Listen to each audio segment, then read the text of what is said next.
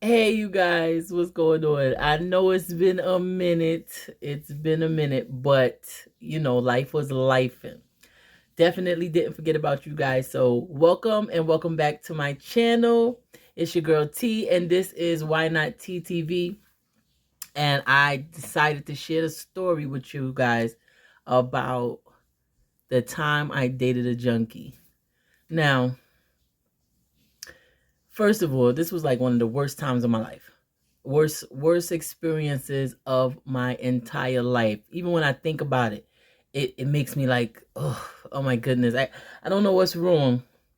What happened was I broke up with someone that I really cared about. And so, on the rebound, a friend of mine, you know what I'm saying, pushed up. And so we started talking, dealing with each other. So how I end up staying with him throughout the week and all that so quick, I'm not sure. But I was definitely staying with him. He didn't have his own place though. He lived with his sister. And this whole process took about 2 to 3 months. Staying with him, it was just so different. We didn't have food that we needed. I was borrowing money from my aunts and uncles. I didn't want to go to my mom because my mom like, ain't nobody told you to leave this house. I got food in this house. You need food, you come to this house, you get food. So I couldn't call her for no money. And plus she always tell people she broke. She broke to everybody. Broke to everybody but the store. But anyway, so borrowing to get cold cuts and oodles and noodles just to get by during the week. And it just was like a weird time. Never did this, but I was sticking. I was riding through it. I was getting through it with him. So he had one of these jobs where he would go to cook at night, and then it's like the Jewish people would pay you before the end of the night is out. You clean up and everything like that. They pay you at the end of the night cash. So he had one of those jobs. One day he went to work and never came back. So I was like, you know what? I'm going to my mother's house because, I don't know his family like that. And I'm not staying here with them. So I'm at my mother's house. I'm feeling good. It wasn't much over there, but it was definitely more than what was in his sister's house. So I'm, in the refrigerator. I'm feeling comfortable in my room, everything like that. So I didn't hear from him for an entire day. And I'm like, what is going on? This is the first time that this has happened. Second day. So I'm calling his sister. You heard from him? What's going on? Anybody knows anything? You getting worried. I've been with dude for like 2 months straight every day. You know what I'm saying? 3 months. Now, like I said, we was friends before. But when we started dealing with each other, it kind of like, jumped to the next level quick. So I finally get a call back from him, and he's telling me, he just want to apologize, that he hasn't been, contacting me, but he been going through some things. So I'm like, I don't want to hear that. I need to see you. Come over here to my mother's house so we could talk. So he like, no, I don't really want to see you right now.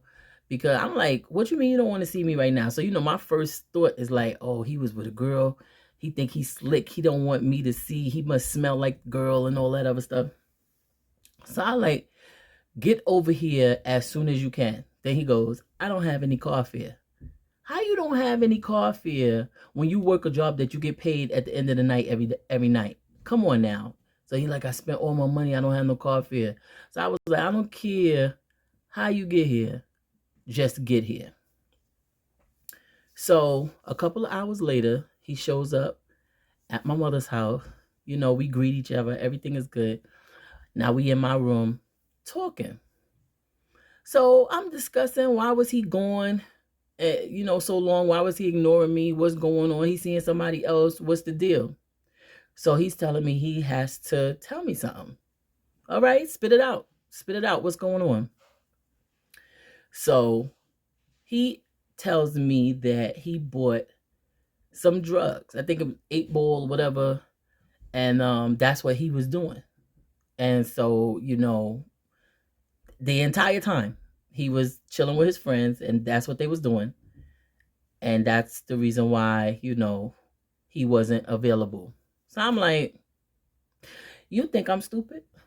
You really think I'm stupid? So while we talking / arguing, he lights up a cigarette. So he's smoking a cigarette in my mother house on my bed. I ain't even thinking about that at the time, because we, arguing, but he's smoking. Okay. My mother's not there. I believe she probably was at work. So he's smoking, sitting on the bed, and we talking. So, you just get caught up, and I'm saying what I got to say, and I think I must have turned around. I turned back around to him. He nodded off with the cigarette in his hand to the point where the cigarette is now burning a hole in his shirt. I'm looking like, is this for real? So I'm like, yo, wake up, yo. What's the problem? You just nodded off. And he was like, no, I'm good. That's when it hit me like, oh my goodness, this dude is doing drugs. Like he really is serious. So I was like frantic now, because now I'm like, oh my God, he's a junkie. Oh my God, somebody save me. All right. So I was like, told him, you gotta go. You gotta go. So he telling me, I'm not going nowhere. All right. This is different, and he's older than me. So I'm like, I'm being challenged in my house. You gonna get up out of here, because I said you gonna get up out of here. I'm about to call my brother. So he starts going off. Oh, you gonna call people on me? You think you gonna have people come over here and get me? Is that what we doing? I will do this and I will do. I was like, oh, he is wilding out. I mean, he going so back and forth with me. Spit is coming out his mouth while he yelling at me. Oh, you think you? And his eyes is looking crazy. I was like, this is a demon.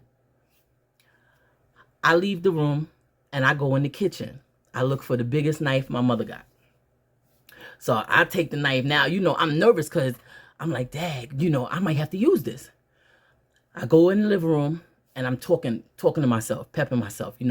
Look, if he comes at you, if he raises his hand, if he whatever, you know what I'm saying? Show him the knife, but you got to be ready to use it. When you show it, you got to be ready to use it. You know what I'm saying? Now, I got the battery in my back. I'm ready. I take the knife and I go in the room and I'm like, yo, you got to leave. You got to get up out of here. So he thinking I got people coming to get him and, it's going to be problems or whatever. So I'm like, look, you going to leave one way or another. I said, Jess, you do it voluntarily. Okay? You need to go. So he realized I was serious and he got up and walked past me and left.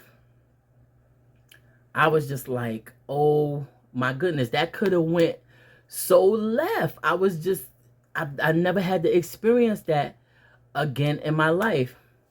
Needless to say, we broke up because I just couldn't. It was like everything that happened when we was together, it was so like beneath me. I've never did that. I was just settling because at that time in my life, I was really, really like depressed and lonely and stuff like that. So we ended up breaking up. And after that, I got saved. I gave my life to the Lord. I had hit rock bottom. I was like, I can't mess with this no more. I gotta get my life together. When I tell you I tried to close this video out 3 to 4 times, something happened. Somebody rushed in, the phone dropped, all that. I don't know what's going on, but this video shall end today. Okay. Moral of that whole story was that boy led me to Christ because it was so bad. I said, no, I feel like this is it, Lord. He done broke me up to the point where I was like, I surrender it all on the real. But stay tuned. Make sure you like, comment, share, and subscribe, and I'll be back with another video.